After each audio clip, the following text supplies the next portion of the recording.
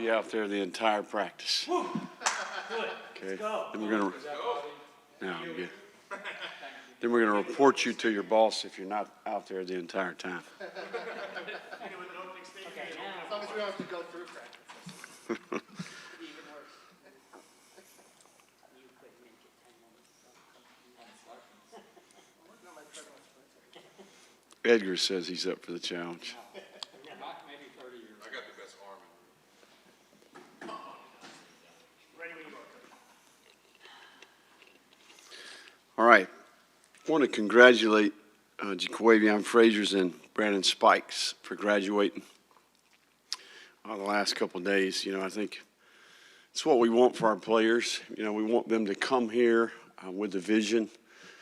We want them to set out with a goal of graduating and obtaining the degree and stay the course, you know, through the ups and the downs and battle through the adversity and do the hard work and finish the race, you know, get to position to where you can get that degree. So hats off to those guys. I think it's part of our mission is to prioritize education for our players. It's great to see those guys do that. You know, we had Inky Johnson here to speak to the team, you know, and he has an incredible story. You know, we're not going to hold it against him that he's a Tennessee Volunteer, but he does make an impact, you know, and I think he's changing lives with his purpose, you know, and he talked a lot about purpose, and I think he said that purpose will supersede all that life will throw at you, you know, and he's been through quite a bit of adversity. And I think his example and how he's handled that and how he's recentered himself and found his purpose in life, just really impressed with him, you know, and what he's done with his experience in life, right? I think he's making the most of it. We also went to church yesterday with the team. It's an annual event we do with Squad Sunday. We're very thankful for Greenhouse Church hosting the team. And I thought Pastor Mike had a really good message relative to vision, the power of vision. And he talked a lot about how self-discipline, focus, conviction, I think it's great for our young people. You know, we live in a wildly undisciplined, distracted time. And I think if you've got a vision and you have self-discipline and focus and conviction about those things, it helps you say yes to the right things and say no to the wrong things. I'm so very thankful for that experience. You know, we had a really good scrimmage Saturday. It was extremely competitive. It was back and forth. You know, I think overall we got what we wanted to get accomplished. We were 122 plays of offense and defense. We were right on our number. We got really good work in the kicking game, too, in all 6 phases. You know, I think offensively we want to try to create more explosive plays. We want to do a better job on conversion downs.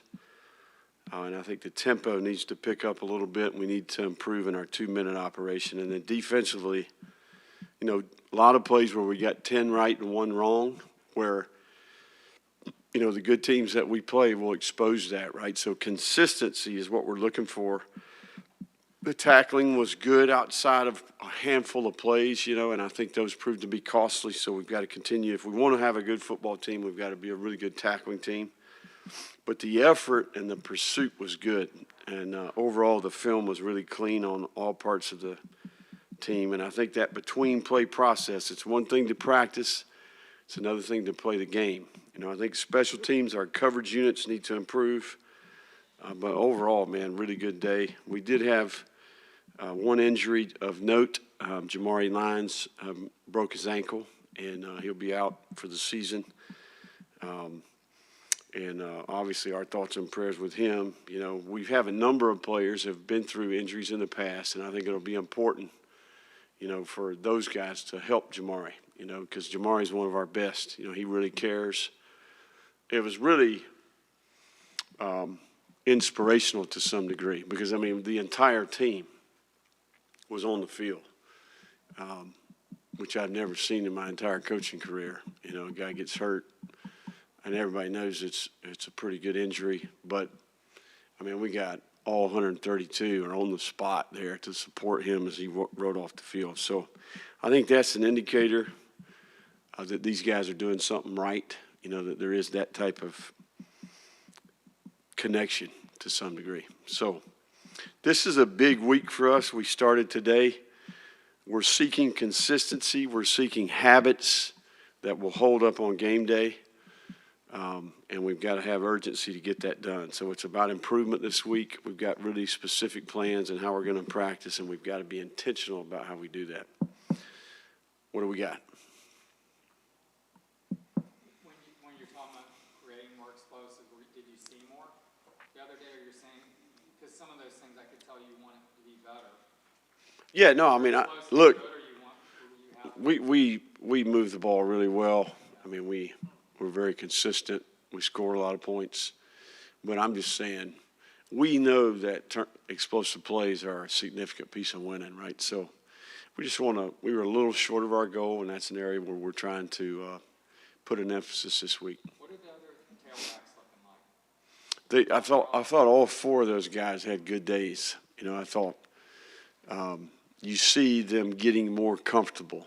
I think running back's a position where, there's a lot to learn. Everybody's a little bit bigger, a little faster. The holes are a little smaller. So I think their footwork, their eye discipline, and then their ability just to play, those instincts come back, right? I mean, I think if you turn on the tape and watch all those guys in high school, they have instincts and vision. They've been very productive. But, they're just a lot bigger and a lot faster, and the holes are a lot smaller, right? So KD, there's some specific play, in the scrimmage where we check a split zone concept away from a pressure, and here it goes. And just to see him, that thing just opened up just a little bit, right? And his ability, I could see him. He saw it, and he accelerated and almost went to the house. We've got to block a little bit better on the perimeter. But, I mean, that's a good example. That group's coming along. Turnovers, I know that's kind of a tricky thing, in a scrimmage like this, because you want your offense to secure the ball, but you want your defense to create them. I mean, were there any, or how did that kind of happen? Yeah, no, we had, I think we had 2 the entire scrimmage, which is obviously not good for the defense, right? So I'm trying to evaluate is the ball in jeopardy. Sometimes you throw it right to a guy and he drops it and nobody talks about it. But we're evaluating the decision-making of the quarterback regardless of the result. And then just in general, how every skill player is carrying the ball throughout the scrimmage. Is the ball in jeopardy? But overall, no. I thought it was pretty clean. You mentioned better tempo. Is that you want to play faster? Yeah, just between play process on both sides. I think shrinking the amount of time that the defense has to process. And then, I think for the defense, there's a little bit of an adjustment there. Game day to practice. How long do you have between when you get the signal or you get the helmet communication and when the ball snapped, right, and how you replicate that? And we did some things differently in practice to try to help that. But, yeah, just overall in offense, just playing with a little bit better pace. What's the number? Is there a number that you put on that? The number of seconds between what you want to get off? Yeah, no, we'd like to be in the low 20s at times, and then when we go extremely fast, we'd like to be in the low 30s. But, sometimes you've got shifts, motions, you've got lots of things taking place there where you get down into the play clock. But overall, we didn't have a delay game the entire day, so I think the process was really good. I'm just talking about, let's go, man. Too much standing around. We know what to do. Let's get lined up and play with a little bit more pace. We can buy back 6, 8, 10 plays a game potentially. Jamari's really been coming on, working behind Cam or with Cam. Right. What options do you have to kind of fill in for him? Obviously, Des is there, but can someone like Joey Slackner or another guy? Yeah. Yeah, no, I think the biggest thing was Jamari could play nose and end. He had some position flex. But, no, you're going to see Mekhi Burrow more, Kelby Collins more. And then we got some guys that can develop there. Brian Taylor, DeAndre Tavares. I mean, that's an area where we got some players. There's some depth there. But I think those roles will be a little bit different, and there'll be some adjustment. But, yeah, the biggest thing was Jamari can play nose and end, And I think that's where we'll have to shuffle the deck a little bit. We can also move Sapp over there. He's played some end before in the past. Anyone flash in the receiver group, maybe other than Eugene, who kind of seems to always. Yeah, no, I thought as a whole that group has had a good day. You know, I think the scrimmages, the ball gets spread out. I mean, if you looked at the stats, I mean, I bet there was 15 guys that had caught 1 or 2 or 3 passes. So Tank Hawkins had 2 touchdowns. One was in the red zone, and another one was a vertical play. I mean, he has continued to improve. But in general, I think that group had a good day. So a guy like that, I'm sorry. So, I mean, for a freshman receiver, it's like there's a lot of complexity to learn. Yeah. I see a guy who seems to, I mean, he's so fast. He seems Yeah. like a guy you're going to want to get involved. Yeah, no, I mean, I think he got here in January. You know, he's had a great off season. He's definitely playing faster. His skill level's improving. He's getting comfortable. And look, like we've talked about before, we kind of have those top 3, and then, you know, you've got this group that's competing. He's in that group. But I mean, no, it was a great concept. You know, he was down the middle versus cover 2. DJ, you know, I was standing right behind it, threaded the needle there, and it ended up being explosive. But then the first question you ask is, who's the middle runner in cover 2, right? So, but no, Tank's doing well. That group as a whole, ton of competition. You talk about a big week in a competitive camp, much like we talked about. That's one of the positions where there's a ton of roles here that are going to be taking place over the next couple weeks. How much have you seen Jacoby Jackson improve, and just his story? How does that stand out, motivate guys coming from the JUCO level to now being in the mix here? Yeah, no, Jacoby's an in-state player, man. Go watch that tape from Pensacola Catholic. I think he got overlooked a little bit. It's a really good evaluation by the personnel department. You know, we were looking for a 5th back this time last year.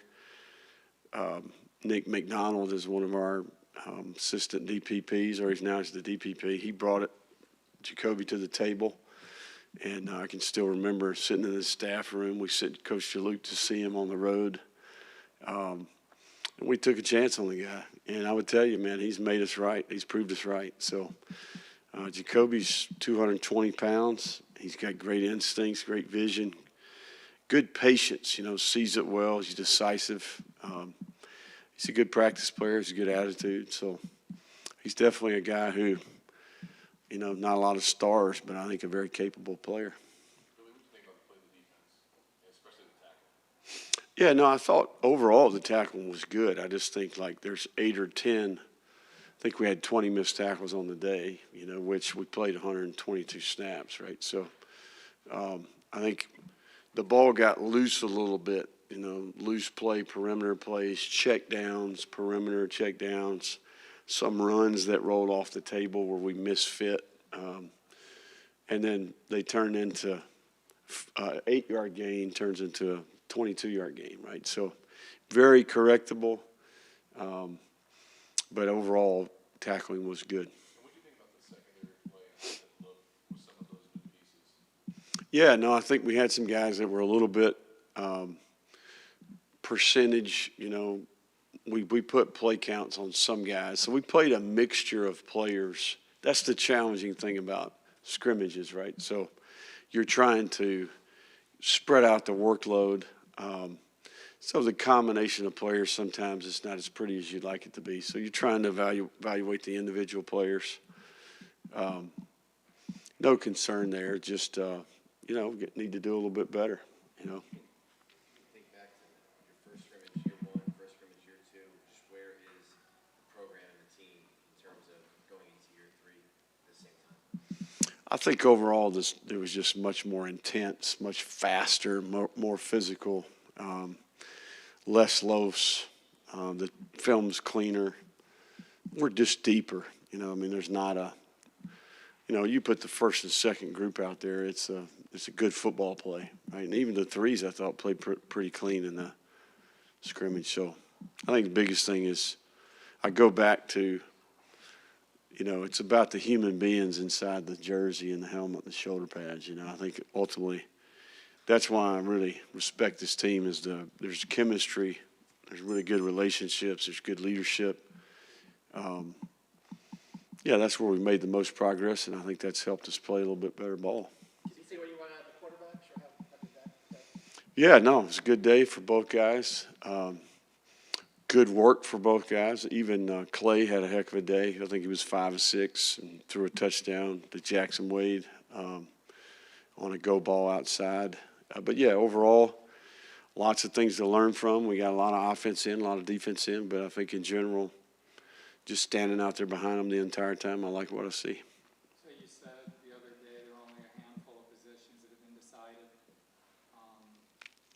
Did anything crystallize more, or is this the big week and Saturday kind of the big day where that stuff kind of crystallizes the most? Yeah, no, I think we come out of that scrimmage and we have, we kind of reboot the computer and organize them in a way for this week. Then we'll scrimmage again next week, and I think ultimately that's when we'll start paring it down. But even this week, we have to continue to work contingency plans. Okay, if this guy goes down, how do we shuffle the deck?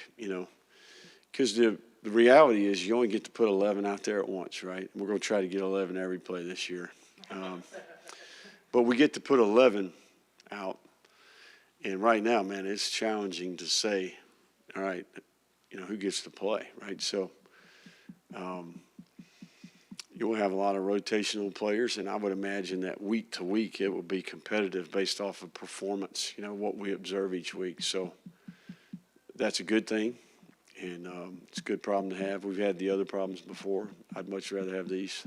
You said a couple times you stood there and watched. Were you calling the scrimmage? I let these guys call a few in these scrimmages on occasion. Nice. Is that just elevating them, getting them ready?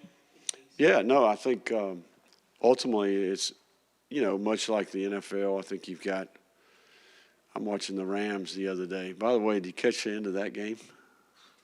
That was a heck of a game. But, yeah, I think we're trying to develop our staff, and we do lots of things throughout practice and scrimmage to try to do that. So, yeah, it was awesome. Did a great job. A lot of things in the NFL trickle down. If you watch the NFL kickoff, do Yeah. you think that thing will trickle down to college football at some point? Yeah, I have actually. We've got a couple of TVs in the facility, and yeah, every time I see that, it looks strange. I stop and watch it. So, yeah, I think it won't be long. I think a lot of it's going to have to do with the injury rate, right? The player safety. Does that affect the player safety numbers? Obviously, we are tuned into that because of our partnership with the NFL and Dr. Alan Seal. So typically all those decisions are about player safety. So, our rule, because of how many touchbacks we get in particular in our league, the injury rate there has been pretty good, right? I think we're like around 15% return rate. So ton of touchbacks in our league.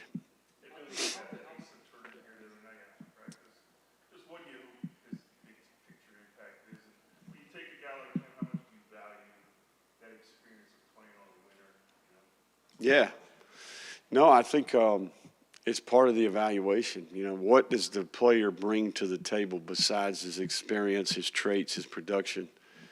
And I would be lying if I didn't say, hey, I want a guy who's been around a winner and who understands what good culture looks like, has played in some big games. And he's definitely brought those things to our team. He was recruited by Chris Peterson, and Jimmy Lake had a relationship with Coach Harris, I think, his freshman year. So we knew a lot about him, and he started a lot of games and played a lot of football. So he definitely has rubbed off on the group just in terms of self-discipline. This guy, he's in the building as much as I am. Sometimes I come over here on the weekends. There's Asa. So I think he has a very professional attitude, and I think that culture under Coach Peterson, Coach Lake, even Coach DeBoer, I think some of that carried over. So he's definitely brought that to our team, and I think that's been beneficial for the group. Is the helmet communication, has that kind of been smoothed out, or is there still I would tell you, I think it's gone pretty well. I think we've worked at it quite a bit. I think we've done a ton of research. And it's definitely a game changer. I mean, it's going to change college football for sure. I mean, I think there's a ton of strategy around how you use it, right, in terms of the traditional huddle and then the up-tempo that we see at this level, right? So, but I think so far so good there. I think we've got a couple more weeks here to continue to work on it. But, yeah, I love it. I think it's been great for the quarterback. Ron was talking about he liked being able to play the game against a 20-year-old quarterback. Yeah. And versus a guy upstairs. Do you feel like it's more advantageous for the offense? I think so. I do. I think now there'll be an evolution here, right? I mean, I think ultimately I've just seen it impact DJ Lagway as a young player. You eliminate a language that he has to learn, basically. It's like, hey, not only you got to learn this verbal language, you got to learn this sign language too. So I think just it's sped up his development. Yeah, I mean, I listen in on the defense and the offense all throughout. I think that's one of the benefits of practice and scrimmage is I get a chance to kind of get a feel for how it affects both sides, and then we try to adjust our approach accordingly. But, yeah, I do think it's a be advantage offense in my opinion. How much can you coach? Do you say, like, hey, we can shorten up our play calls because we get Yeah. to 15 seconds and DJ's out there, I can coach him through the call a little bit before it gets cut off? Yeah, there's quite a bit of time left when the play's done. So, yeah, I mean, I think it's a big deal. There's going to be a ton of strategy around it. I mean, and listen, it's not just the quarterback. It's the signal caller on defense too. I'm listening, okay, plays in, talking to the linebacker, and then, you can set the front. You can set the close call. You can set the passing strength. You can talk alerts, hey, run pass. I mean, and then it turns off on you, right? So, you shrink the game, or you lengthen the you shrink the amount of time that the opponent has to talk to their signal caller on defense, or you speed it up so you can talk to your guy more, right? So every coach in America is going through this right now. So. And is the strategy part also who you want up in the box because they have a different view than from the sideline as well? Yeah, everything's on board here, all parts matter, but you're thinking the right way. You must play the game on the weekend. I don't do that often, but thank you. I'll take it. Yeah. Thanks, Coach. You good? All right. Thanks, guys.